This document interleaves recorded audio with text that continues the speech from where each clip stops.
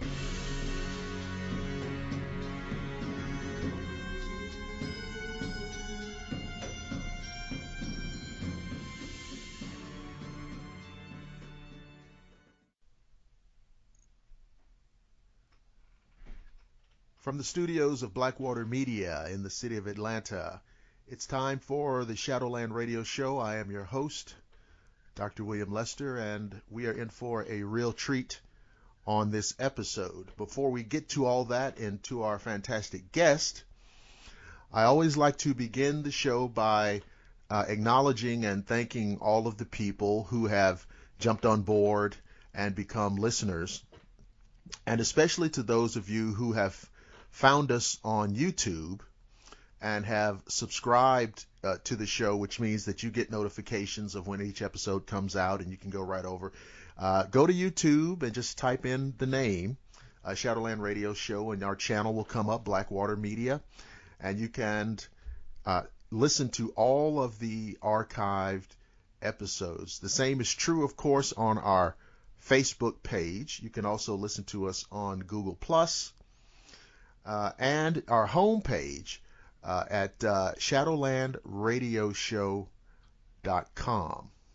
Now, tonight we're going to be talking about a very serious subject.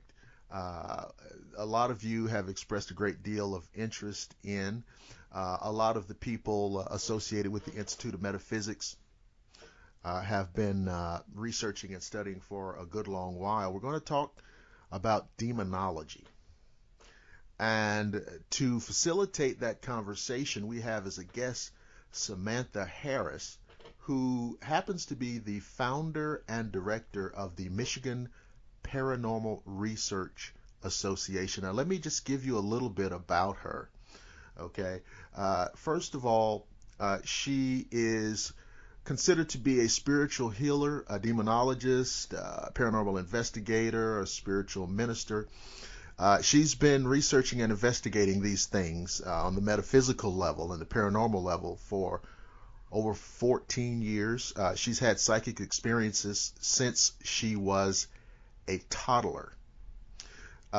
She's been seen on a number of television shows, including The Haunting and Paranormal Survivor, which I think was at first only being shown in Canada, and now, of course, it's being shown here in the U.S. So, demonologist, published author, investigator, intuitive healer, Samantha E. Harris, welcome to Shadowland. Oh, thank you, Dr. Lester. It's a pleasure to talk with you guys tonight. Thanks for having me. Oh, absolutely. So now, you say that your experiences go all the way back to childhood. Can you take us back there and give us a little flavor of what was happening then? Sure.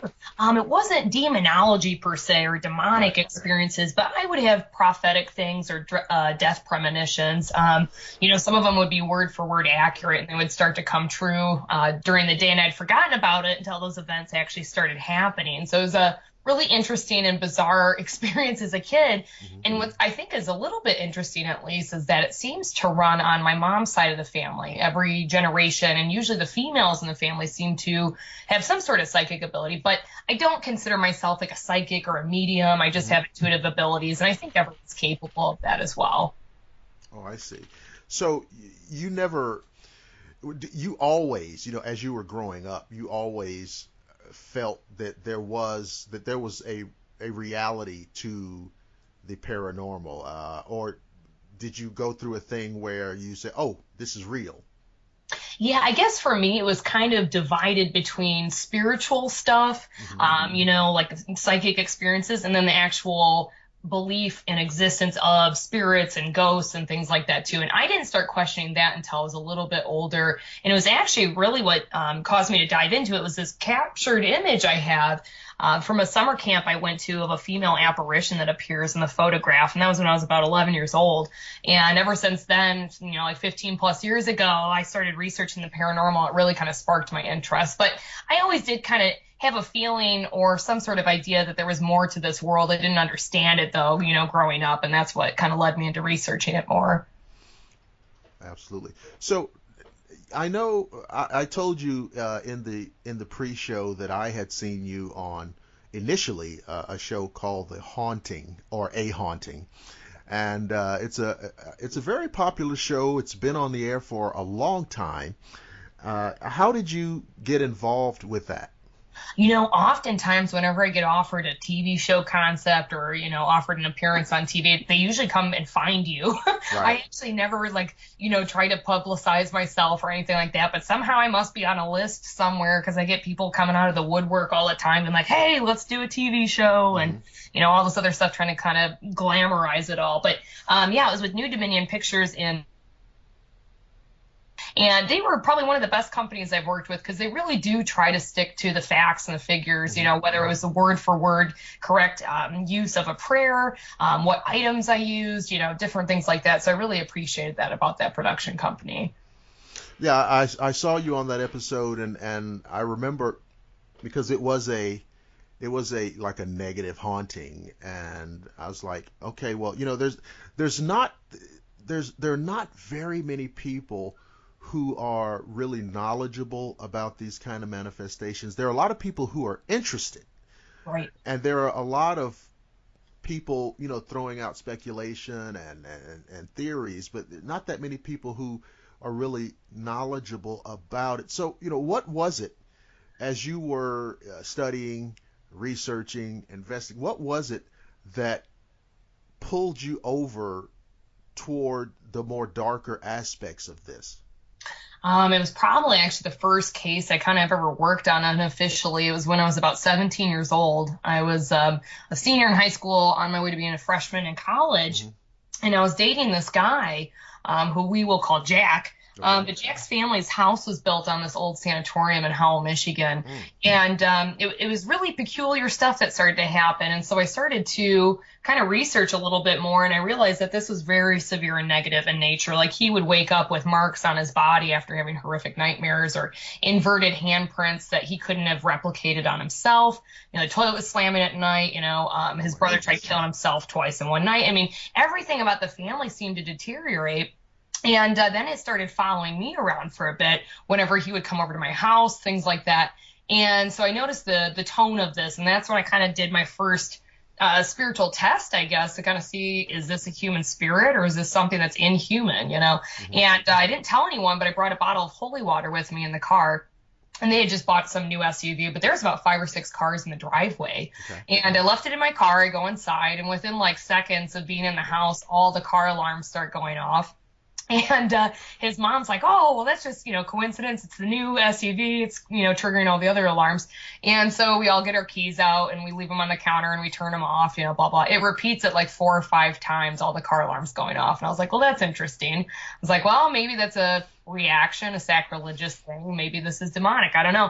And as we kept, kind of researching and kind of keeping a note of what was going on with the family, it turned out to be something very severe in nature. And that was actually when I performed my first actual house blessing for a demonic case as well. So it's been about 9 years I've been working on demonic cases. It's funny you said there the car alarms were going off, and you said that it happened 4 or 5 times, and that the lady said, well, that's coincidence. And I was thinking when you said that, how many times, what's the number when it stops being a coincidence? Is it 4? Is it okay? It's not 4. Is it 5? You know what I mean? And I think, that's a defense mechanism, I think, because human beings will go to ridiculous lengths, really absurd lengths, sometime to keep from acknowledging that something out of the ordinary is going on. Yes, exactly. And the mom was kind of in denial because way before any of that had happened, I was like, hey, maybe you guys have a ghost in the house, and they're like, oh, that's absurd, blah, blah, blah. And I think it really scared them about some of the things that were happening. They didn't want to really confront that reality. Mm-hmm. Yeah, it's interesting because many people will tell you that they think that the paranormal is real, and that they believe this, they believe that. But when they are confronted with it personally, things change, don't they? Right. Yep. Yeah. I definitely see that happen. A very valid point. Mm-hmm. Yeah, it's and because it's the paranormal now has really slipped into the mainstream. Right. All of these programs, and of course, all over the internet. And so there's I think a larger percentage of people accept it as a serious conversation. Not all those people have had experiences. Now, when you were dealing with that case that you're describing there, did you find out, you said that the house was built on top of a sanatorium. Okay, so you knew a little bit of the history. Did you find out some other things, or what do you suspect caused or allowed this entity entry into this situation? Well, typically, at least with severe demonic hauntings, there's some sort of dysfunction going on in the family, or it can relate to the location. And in this circumstance, I think it was the location. But typically, there's some sort of issue of substance abuse, alcoholism, sexual abuse, domestic violence, chronic illness, meddling with the occult and summoning things, stuff like that. There's usually some sort of culprit where this entity or entities were welcomed into somebody's life. That's almost always the case. Very rarely, though, but I'll see people who moved into an apartment or something, or a house, and there already is an entity that's residing there and it attaches onto them. I think that in this situation with Jack's family, I think sometimes there are locations where there's so much trauma and negativity and sadness and, just horrible things that have happened that it kind of imprints the energy into that location. And I think entities, like demonic entities, are attracted to that kind of energy. They feed off of it. And, back in the day, mental health and the way that they treated patients were horrific, and the conditions that they lived were horrible.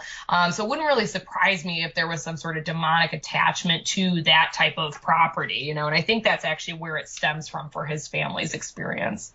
So they were literally wrong place, wrong time. Right, I think so, because ironically, they only lived 3 houses down in the same cul-de-sac, didn't have any problems or whatever, and then once they disrupted the land and built this new one and moved over there, everything kind of blew up for them, and everything in their life kind of went down the drain, and it was something they were not anticipating. Exactly. Now, let's talk about demonic hauntings and I guess what you might call symptoms, or what is symptomatic. Now, we know that every time there's paranormal activity does not necessarily mean it's a demonic situation. Right. So what does the person, the average person who doesn't really know much about this, and they feel as though there is something going on in their environment, what are some of the telltale signs that this is an inhuman or demonic thing going on here? Yeah, it just depends sometimes. Typically what we will see is that every facet of the family's life kind of seems to be going down the drain. That's like, and it seems so random and vague and, oh, it could be coincidental. But when we start to pull together the pieces of the puzzle, it starts to make sense. So, but prior to all of that, we'll look at, are they having reoccurring nightmares? Are they having inexplicable smells in the house, like rotting and sulfur and burning?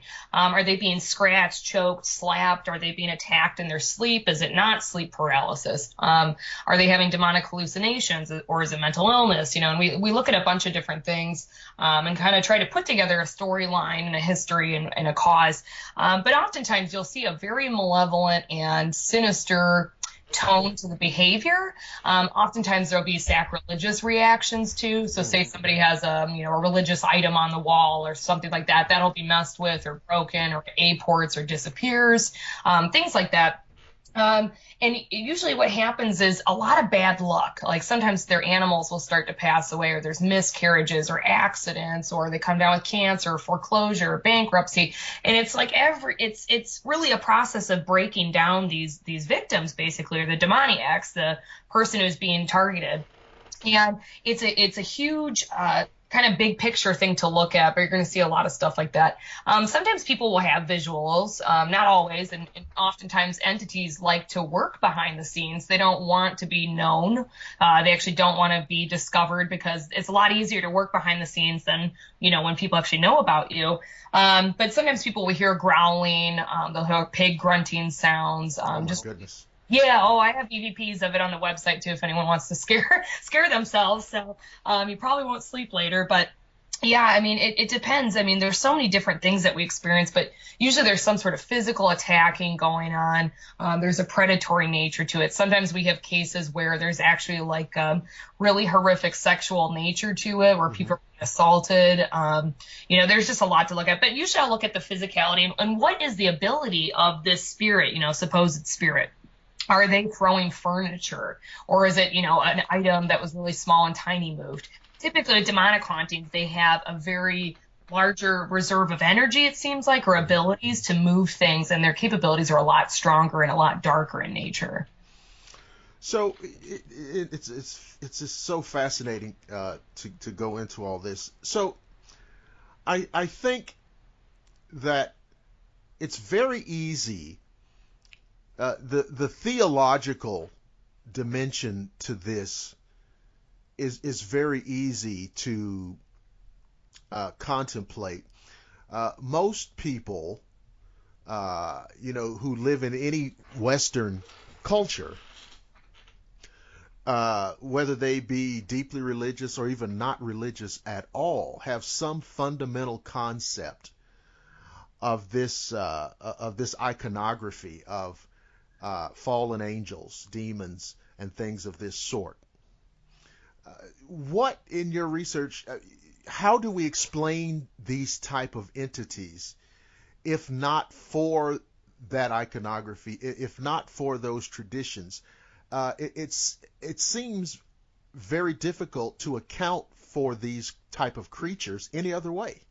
Right. Just because of when you look at their nature and behavior, it really does feel when you actually are in the presence of this type of thing, and when you see how it behaves, it literally feels like pure evil. But it's interesting because demonology and demonic entities is kind of a global, worldwide phenomenon. So sure. In that Demonology 101 course that I do, I try to teach it from that perspective, and then I narrow it into a more Abrahamic, Christian Catholic view.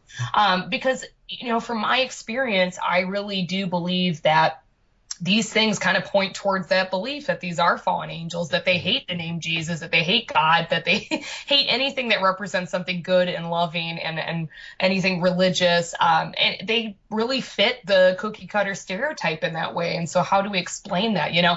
We've actually even had some interesting EVPs in which you can hear feathers and like wings flapping type things. If you want to get very literal, maybe it is really a fallen angel. And so it's interesting hearing people's different experiences.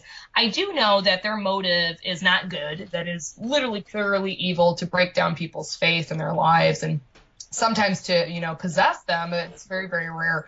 But they really just have no good motive. It's really to destroy people and their happiness and relationships, and anything that's good and loving and brings us joy is really the opposite of what they want. And so how do you explain that? It is evil, in my opinion, and whether they are creatures or fallen angels, I know that they're working on the bad side of the spectrum. Well, it forces one to contemplate. And listen, I know that people come from all kinds of religious backgrounds, spiritual backgrounds, and I don't, you know what I mean? I don't really. It doesn't matter to me. Right. Where a person is coming from or from that direction. It's and I know for a fact that these type of entities don't care. Right. But it forces you to ponder the question, if these things are what we think they are, at least that part of the story is true. Right. Well, that's what I loved the quote. I think it was in Emily Rose, and she chooses to stay in her body and to endure the whole possession. The angel had come to her being like, hey, if you want to leave or die, we can go now. And she's like, well, how can people deny God if I show them the devil? Right. And I think it's interesting. And to me, it validates a lot of things. And I've always believed in a divine creator and God and things like that. But it really does kind of reaffirm that, because they hate prayer. They hate gospel music. They hate anything that's good. They hate blessings. I can't even count how many times they've tried to thwart my efforts at performing a blessing, or preventing me from getting there, preventing me from, receiving phone calls and emails from people. Like, all sorts of weird things happen because they know what's coming. They have a telepathic ability, and they're not a fan of it. There's a film. I think it was a vampire film. It was Dusk Till Dawn. Oh, I don't know if I've seen it, but it's okay. Not. It's got Quentin Tarantino and George Clooney. Nice. All right, and they're confronted by these vampires, and so they inadvertently figure out that the vampires don't want to see any crucifixes. Okay, and so the vampires are catching on fire and all of this, and so when it's over, the George Clooney character says.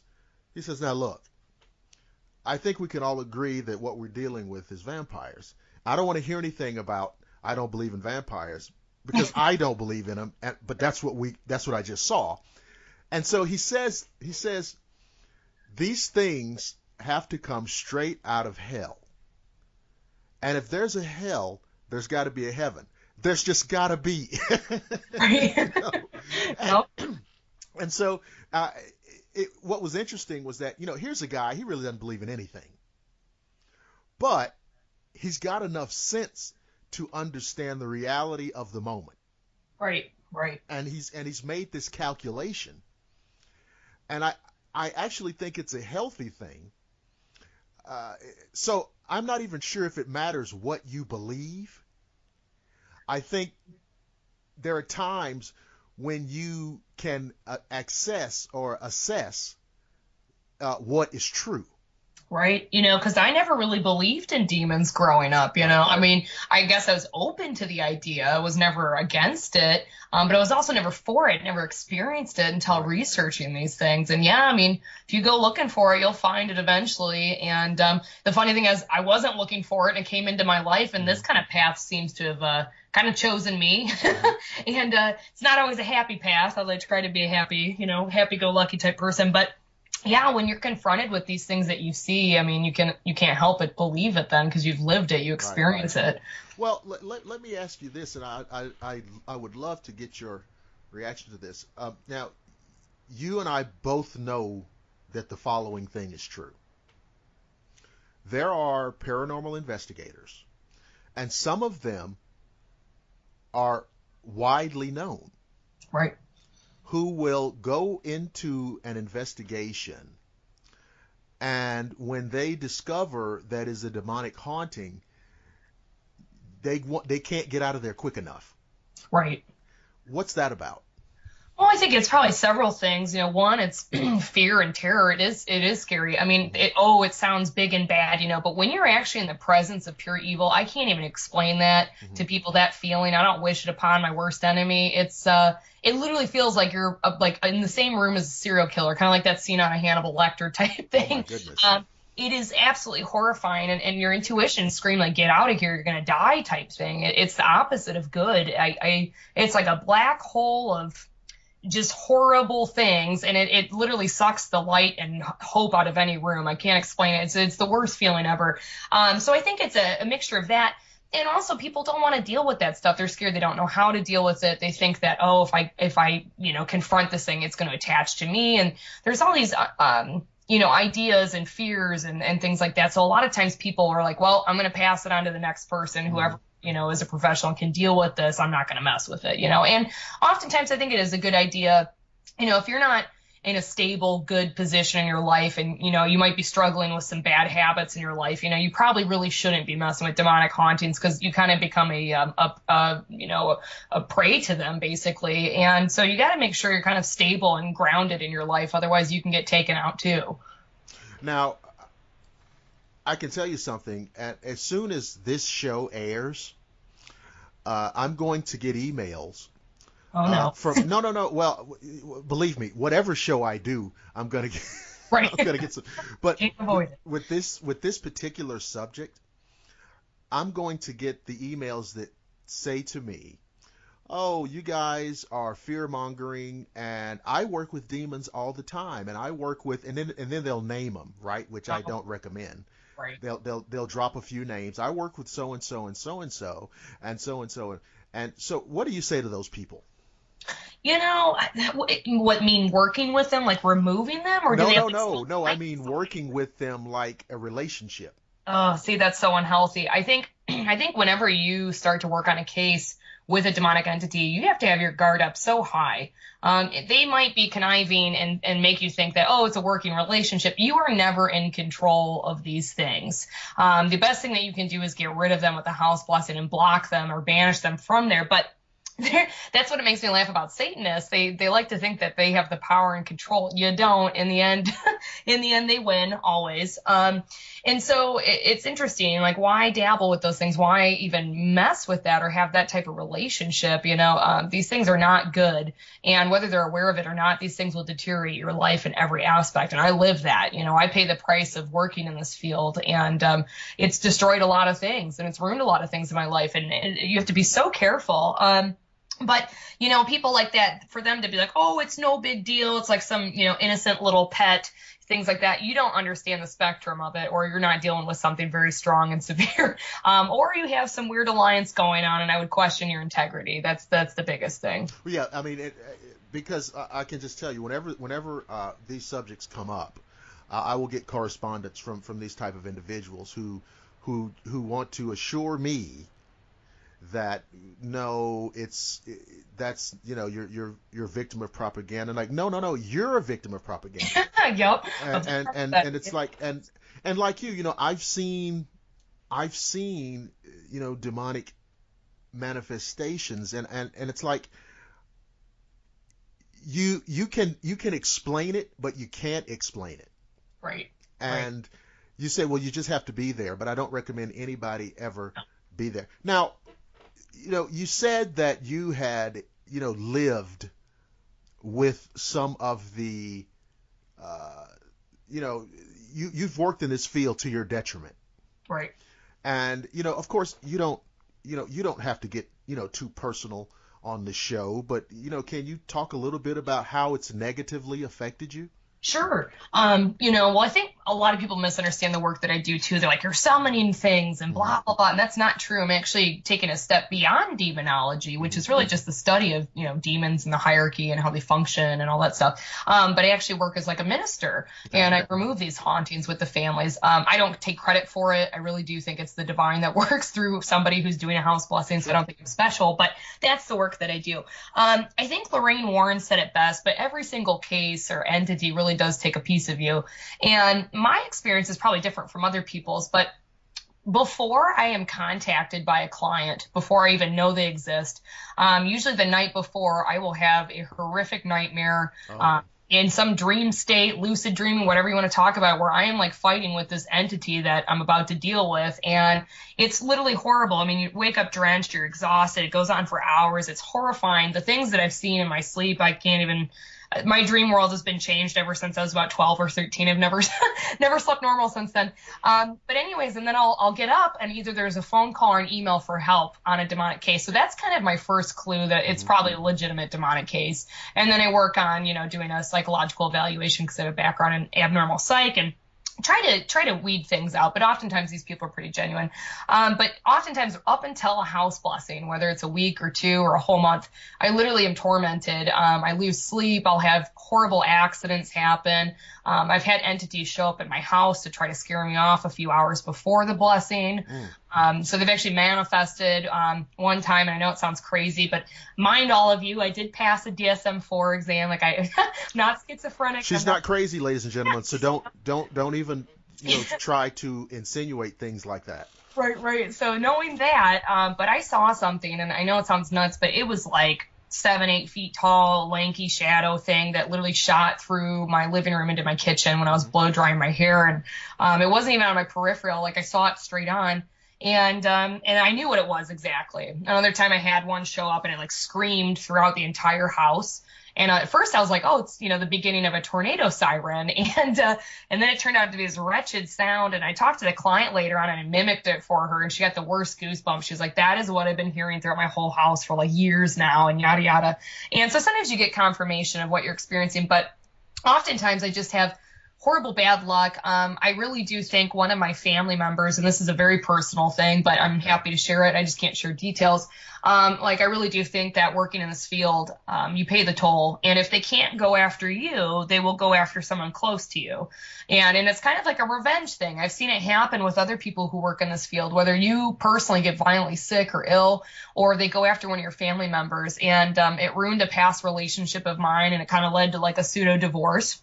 And the guy even had dreams about this entity portraying itself as me. Weird other stuff started happening. So that eventually led up to like a 4-year relationship ending.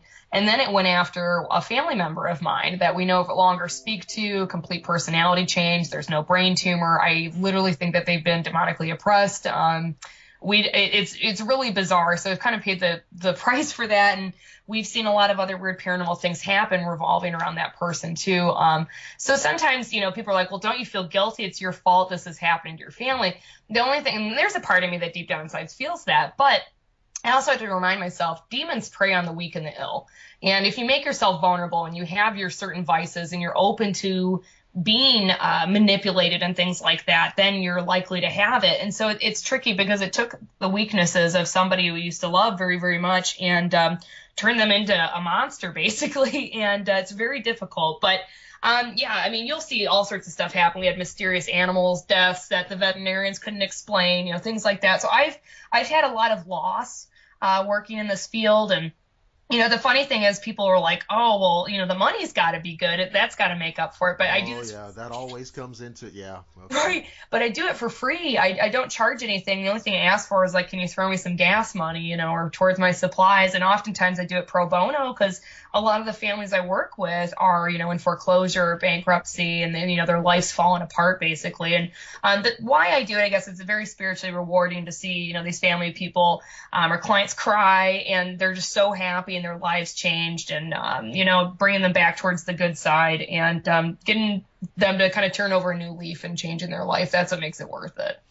I read some kind of blog somewhere online about, as I referenced earlier, a woman was talking about a particular demon that she was working with, and she named it, and I recognized the name, and I thought that's pretty high up the ladder, right? What's going on? And so on her blog, she was describing how she had some kind of business that she had started. She was a business owner, and she was working with this demon I know, right? And I'm reading it just like, and I'm just shaking your head, right? She's working with this demon to cultivate a client base. She's trying to cultivate a highly moneyed client base to build her business and get lots of capital and get lots of this and lots of that, and she's explaining how how this demon is going to put her at the head of the line. They're like selling her soul, basically. Basically, right. Well, that's what it. I don't know how else you would put it. Right. Okay. And so I was amazed, and she did not. Of course, you're just reading her blog, but she did not come across as some kind of raving lunatic. So it made me wonder, how many people out there are just like this? Oh, I think there's a lot of people that for fame, some of the cases that I've worked on, they were previously a Satanist or, devil worshiping or tried summoning demons because they really wanted to be able to, change their lives. They wanted fame, they wanted sex, they wanted drugs, they wanted money, they wanted, women to be attracted to them and, vice versa. And so they were willing to basically sell their soul to make an agreement with the dark side. And once you do that, I mean, I don't know where else you're going with your life, but, and they did report, sometimes it works. And I'm not doubting that, but like at what price? And then what about life after this? What kind of toll are you paying basically and why? It's not that good. And they always make it sound so seductive and, very seducing of what they could offer you, things like that with demonic entities. But it's like, you got to really think about long term and why you need that. The bad side is never going to really honestly work in your favor in the long run. It may seem like that up front, but it's not. And that's why I always struggle to understand with Satanists. It's just like, why would you ever go that way? Yeah, I don't know. I mean, unless there's some kind of, on the one hand, wouldn't you have to not believe in an afterlife? But if there's no afterlife, then none of this is real, right? Right, exactly. So It's kind of, it's tortured logic. But I do think, I just think, because we're all human, and there are certain things that we probably all want if we're being honest. I think the difference is some people want those same things at any cost. Right. Because you talked about the money, of course, we all want money. And and I've said before, I'm suspicious of people who say they don't care about money. Right. That's very suspicious, right? Right. But of course, that there's a limit to things. I mean, you don't go out and rob a bank because you want money. Right. Okay? And so these are the type of things that I suspect may be going on out there in the public more so than we know. And it may account for an increase in demonic activity. Sometimes I wonder whether or not the activity is actually increasing, or are we more aware of it? Right. I've seen an increase at least, but I don't know if that's because, more word of mouth referrals or if our population's growing. But I do tend to see a lot more of increase in, demonic hauntings or severe hauntings, at least, even with human spirits. It does seem to be kind of flaring up. I don't know. Some people think society's going down the drain, all sorts of things like that. But I think people have lost their values and virtues in a lot of ways. And I think people are lost and they're not spiritually fed, and they kind of go looking for nourishment in the wrong places and are kind of living unfulfilled lives. And I don't blame them in some way, because I know our society is unfulfilling. It's very corrupt and things are dark these days. And, it's hard not to get lost in this escapism type stuff or go about it the easy way. But, you got to put the hard work in there. You got to use money as like a good tool. It can be good. It can be used for good or bad. And, going about it, that's what matters. Don't go rob a bank or like go summon demons because you think they can manifest money for you. I've read those stories and I know that there are people who are doing it, and it's, again, I understand there's certain things that we all want, and we have to get along in this world, and everybody's got bills to pay and all of these type of things, but sometimes life sometimes is supposed to be difficult. Right. That's how we learn. We're down here to learn, in my opinion, and if we can't have difficulties, we're not going to learn anything. And if we were all the same, we wouldn't learn anything, Well, now that's true. That's very true. I've often mused over this, and I don't even know whether or not it's a nonsense idea but I understand that these entities are, non-corporeal beings. They're made out of energy. Right. And of course, in an esoteric sense, we use the word spirit. But they're energy. Right. Do these things have an actual form? Now, you saw it in the shape of a shadow thingy, Right. and I've heard descriptions of these cloud-like, these dark, massive, smoky masses, these cloud-like masses, and I realized, well, those are just kind of manifestations in the physical world. Right, like ectoplasm type. Right. I wonder, at the bottom of everything, do they have an actual form, like what they actually are? From my experience, I know that they can manifest themselves physically. I don't think that they're like sitting underground in some like space pod. No. But you know what I mean? But at their core essence. Yes. Regardless of what they can manifest as, at their core essence, do they have an actual form? I have heard cases where they've actually seen a physical thing, like a beast with backwards legs, things like that in the woods, stuff like that. It's all theory, I guess. I can't say yay or nay, but I know that they can choose somehow and have the energy to manifest themselves as they please. And sometimes I think of it kind of as Stephen King's It, where they know what you're afraid of and they can manifest as that. Really, really horrific things sometimes that terrifies people. And, I've seen them, show up as like a hooded figure, things like that too. But I think, it's like energy, and somehow they're able to somehow transcend into this physical realm and they're able to manifest themselves in certain ways. But I don't know if they actually ever have like a body per se. I think I don't know. And see, it's part of the reason why this is difficult is because of the terminology. Right. No physical body. We get that. But if they exist, I've just always wondered, when they are in their natural state, whatever that is, what does that look like? Right.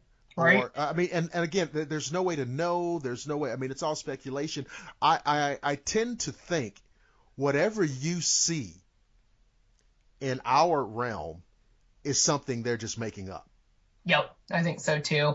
I think that they exist in some other type of realm, and maybe when they're in one singular form, at that time that they probably do have a one type body type thing or an existence or some sort of makeup. I do think that they do that. But yeah, exactly. They're able to somehow tap into what you're afraid of or choose to make up some sort of appearance, but some of them have characteristics where there's hooves, or pig snout type stuff, and that's where we get the pig grunting sometimes too. They each have this supposedly their own characteristics, and going back into kind of a Catholicism type stuff where they did a demonology thing back in like 500, 600 year of actually doing a hierarchy and categorizing them. They described their physical appearances. Now, who knows if that's because they saw that or it's from, stories, but they each supposedly have their own unique characteristics, and they each have their own unique emotions or things that they're able to manipulate, like rage or whatever type of identity. They have certain characteristics and names associated with them as well. I wonder why they would be manifesting characteristics of animals that that we're familiar with. What is it about a pig that makes it? What characteristics of a pig would with this creature, with this entity, be mimicking? You know what I'm saying? There's millions and millions and millions and millions of different animals in the world. Yeah, why a pig? what is it about a pig that this entity would latch onto and project? You know what I mean? Is there some symbology there? Is it? I once thought, there's some passages in the New Testament where Jesus exorcises these demons into a herd of swine. Yep. And I know that these entities, really get into this symbolism. But you know what I'm saying? In demonology, these are the kind of things that you start thinking about. What is that about with you talked about the cloven hoof. Right. Or a ram's head and those things. Yep. But a lot of that goes back to Greek mythology. Right. The imagery of Pan. Yes, exactly. And things like that, which is really doesn't, to my knowledge, have anything to do with demons. Right. But you have that iconography. Right. I don't know if it's because they know this is what people assume or link it to in their minds, and that's why they choose to manifest it that way, or if it means something more to them. But yeah, with the pig example you gave, I do think it was probably like a biblical reference, or being unclean animals, things like that too. And so, yeah, I mean, I've seen whenever they do hallucinations or manifestations or affect things, it's usually gross stuff that people are afraid of. Not that I'm afraid of snakes, but a lot of people are afraid of snakes or goats or lambs, spiders, things like that. They'll pick something that's gross and upsetting to somebody and terrifying, and they manipulate that. But yeah, their physical forms seem to vary. But yeah, it's hard. I mean, it's all speculation in some way, but I do think it's something like that along those lines where they know what upsets you or is scary or some sort of symbolism. They like to use that. There was a priest in an account that I read who described a demon manifesting before him. And he said that it was almost ridiculous. He said that the demon manifested in an almost cartoonish, traditional devil-looking form with horns and a pointed tail, and the kind of almost a comic book looking devil. And he realized that the purpose of that was, when the priest goes back to his superiors and describes what he saw, he's going to sound like a fool. Yep. And then they're going to doubt him. Right. Yep. And that was the purpose behind that vision. Right. And that is the diabolical nature of it. Now, I understand in demonology that there is a differentiation between demons and devils. You want to talk about that? Yeah, it depends on the culture and where we are in the world and stuff like that. Like here in Michigan, there's this really famous Diablo type character in Michigan, and the Red Devil type thing.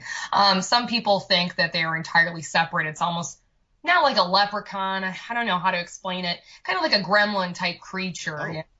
There's other cultures too, though, that do believe that, basically devils are separate from demons, or that they're also similar too. I mean, typically in any culture that you're going to find, they both have like a sinister or mischievous nature at least. Mm-hmm. It just kind of depends on what perspective we're coming from. But yeah, the demons that I'm thinking of aren't, like little devil type things. These, demonic entities in my mind are kind of like the henchmen of the big bad guy, whatever you want to refer to that as. And they work on that dark side. They work on the dark side's behalf on that side of the spectrum. So if the fallen angel story is true, then that would mean, because part of the story is that, of course, these angels exist in a hierarchy. Right. Okay. So if that story is true, you might extrapolate that out to this hierarchy system remaining intact on the dark side. Oh, definitely. I mean, there's a huge hierarchy, at least in demonology, and how they categorize them. But I've seen different powers and abilities, and I have seen ones that are stronger than others, definitely. Okay. All right. Yeah. So that again, if this story is true, it must be that way. I mean, it is. Now, here is something that comes up on Facebook all the time, and it comes up obviously on some of these television shows, Ouija boards.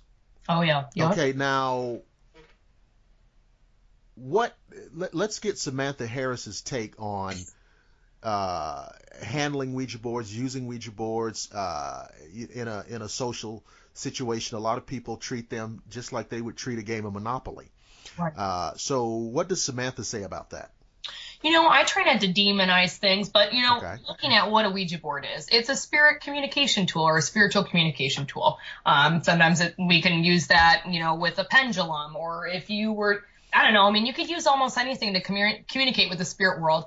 I always inquire, though, about people's intentions. Mm-hmm. And typically, the cases that I've had that have started from a Ouija board session, when I look at the person's intentions, it was sometimes, a group of high schoolers, and they're under the influence of alcohol or substances, and they just finished watching some scary horror flick, and they decide, let's go mess with the Ouija board.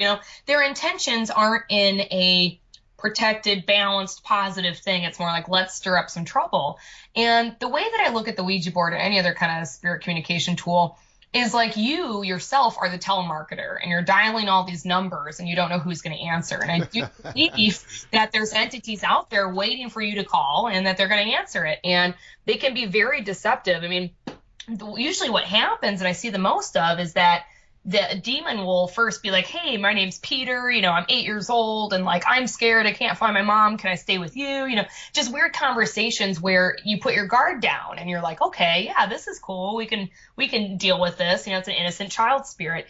And then, over the next few weeks or months or years, it turns horribly bad, and then you kind of see the true colors. Or sometimes they can appear as angels, child spirits, things like that too. So I think that I never demonize, spirit communication, because I really don't think psychics and mediums are evil. I think it's, even in the book in Corinthians, they even talk about the gifts of spirit and that people are able to do that. What I notice is what a lot of mediums and psychics do, and a lot of people who do spirit communication, they always have a protection and grounding type thing where you say a prayer to block out dark stuff. You protect yourself and you're responsible with it. And, so I always warn people, if you're going to do that, and I recommend not doing it, but if you're going to do it, be responsible. So safe spiritual stuff, and be careful with that, because it's a gateway, it's a doorway, and you don't know which door you're going to open. And there's one that can open to the good side and bad side and weird in between things. And so you have to be really careful about, your intentions and protecting yourself. So you do this 101 class. And can you talk about that and what people can, expect from that? Yeah, so I think a lot of people, no, not a lot of people, once in a blue moon, it's usually the negative people you'll hear from that are like, oh, this is ridiculous. People are selling classes, yada, yada. A lot of the funds that I actually make from the class go towards helping people and doing house blessings. Sometimes I have to drive like 8 hours away. But what I wanted to do was set up a class that was easily accessible for people. A lot of other demonology classes that you'll see are like $150 to $200, $300. It's insane. It's a boring PowerPoint presentation, and it gets boring for people. So I wanted to create something that people would find interesting and engaging. That was something that was inexpensive and something that could educate, paranormal investigators or spiritual healers or even people who do like Reiki. Why would somebody come out and be negative about that? I don't, you know what, you can't please everyone and they will find some sort of reason to complain. I found that, which is reasons why I'm like, sometimes I don't want to do a TV show because we're currently possibly selling one, and you get the negative Nancy's that come out of everywhere and they're just not happy about it. So anyway, so I think the course is like $45 or $49 or something. I think I get $20 out of that or whatever. Everything else goes to the company. So ladies and gentlemen, Samantha is another individual who isn't getting rich. Nope. Because people, and people are incredible, and I really don't back away from this on this show, because I think that you have to listen to a lot of the noisy negative stuff, and I think sometimes you just have to put the real thing out there, and so people can know and understand that's not what's going on here. Right, exactly. And then I'll say this too. I bet you do a lot of work, and I bet you do a lot of research, and I bet you spend a lot of time and effort, and you probably spend a lot of money out of your own pocket to do, this, this, and this. And so you spend a lot of time, a lot of your life, right? Involved with this. So people have to understand that the work you are doing is work. Oh, yeah, definitely. Honestly, I'd choose a 9-to-5 type thing over. I run my own business, so that's why I support myself, is not with the paranormal stuff. But, compared to other people's jobs, like it's literally horrible working on these cases because it affects you so personally. And it's something I dread doing, but I do it because I want to help these people, and I feel bad for them, and they usually are at the end of their rope, and usually it's kind of like their last resort for help when they contact me, and I have a hard time saying no. And so I try to balance it and help as many people as I can. Well, I just think that it's really, when you understand that this is something real, and this is not some kind of little cottage industry, right, that's been cooked up by some sideshow charlatans. You are helping people. You are, affecting people's lives. You're sometimes saving people's lives. Because what a lot of people don't maybe understand is when you come under demonic influences, your life is in danger from that moment on. Right. And I know of cases where people have attempted suicide. Mm-hmm. I know of cases where people have committed suicide. Right. And so these are, this is real life stuff. And this is one of the reasons why I wanted to, come on this show and talk about this. And kind of put it out there for people to get some real information. Now, you have written some books, and I know one of them is Fighting Malevolent Spirits. You want to tell everybody about that? Yeah, it was a book I think I wrote when I was 22, 23, I think. And I think it got published finally like 2 years ago when they released it. But I didn't get to choose the name, and they made me take some of the humor out because I thought demons and humor was way too weird to put together. So, which I understand, but oftentimes I try to lighten things up because the stuff that we deal with is so dark. Some of the stories of these people is literally heartbreaking. But it's about 8 or 9 cases. I think it's 9 cases total. One that my mom actually had when she was younger is included in the book, but it's the most severe cases I've worked on. And I also do a Q&A section. And in the back, I teach people how to perform house blessings, how to remove demonic entities. Now, some people think that's blasphemous. Oh, like I don't have the power and ability, but I've proven that wrong. I mean, I teach people, thousands of people from all around the world, how to do this house blessing and with success. And with my own work, I've had a 98% success rate with the removal of demonic hauntings. And the 2 cases where I feel like it didn't work, it kind of stems back to alcoholism and satanic worship stuff and not working out with the son of this couple that was into some really dark stuff.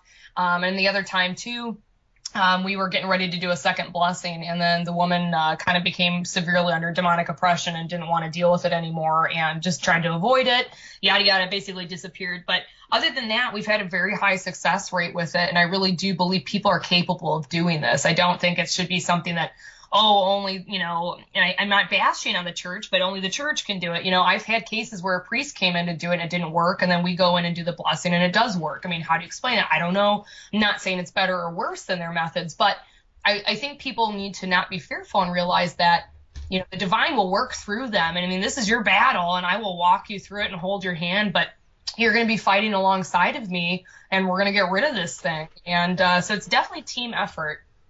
Yeah, and then too, look, there's a real world application to this too, and we apply this in other areas of life. I don't know why it wouldn't be true in this case.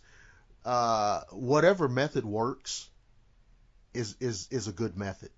That's how I see it. You know what I mean? So if you say, well, the church, the church couldn't do it, so what? Well, so if these people over here could do it, oh, great.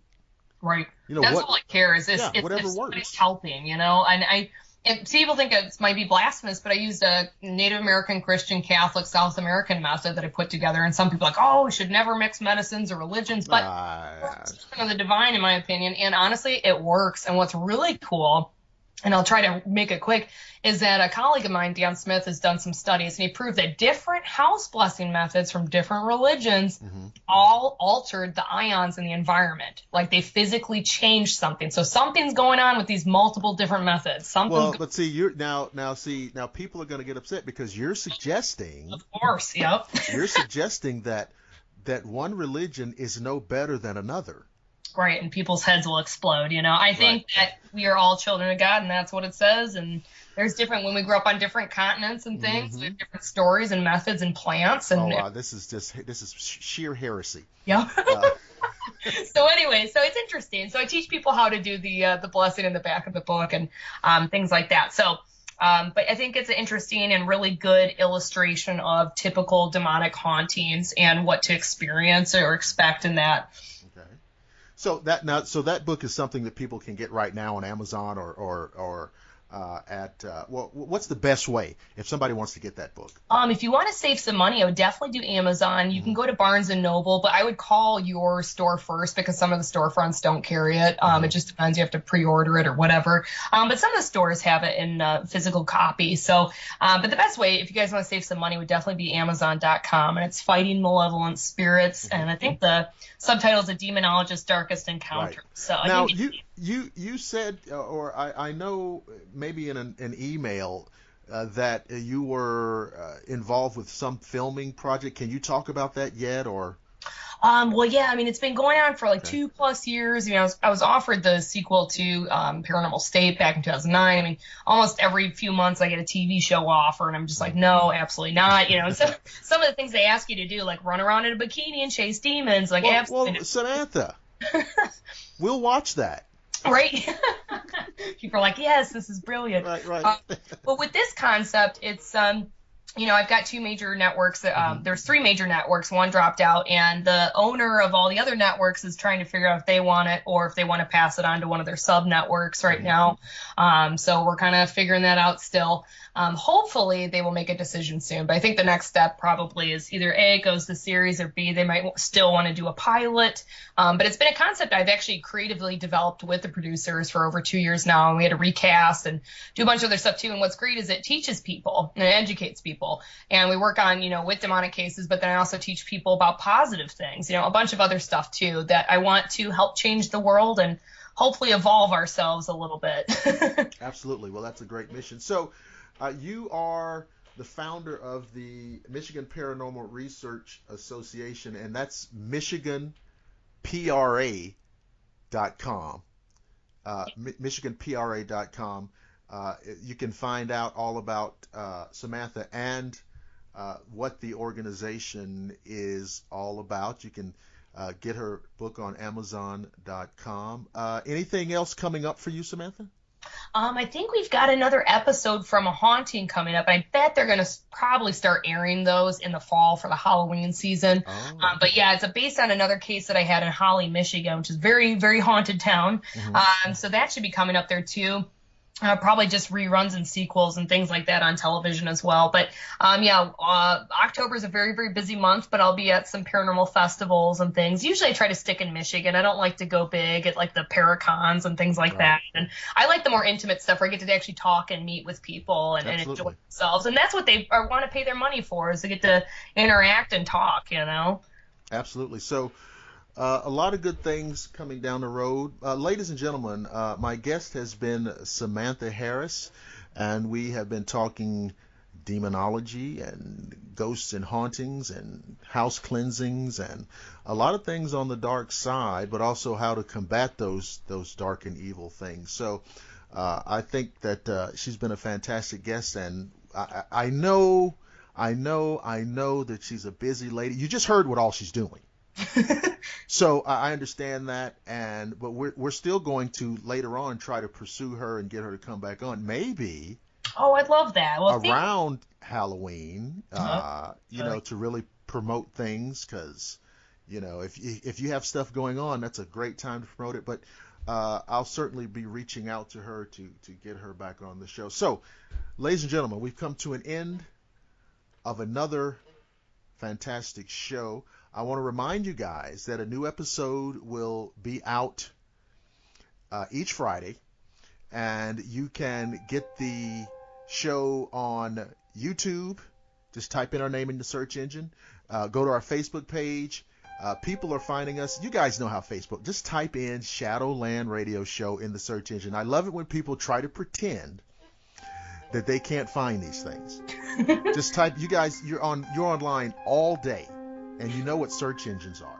Type in Shadowland Radio Show on the Facebook search engine. Google Plus. Go to ShadowlandRadioshow.com. If you're on the Facebook page, guys, you can listen on Facebook, or you can click the link and go to the regular website so that you can't lose.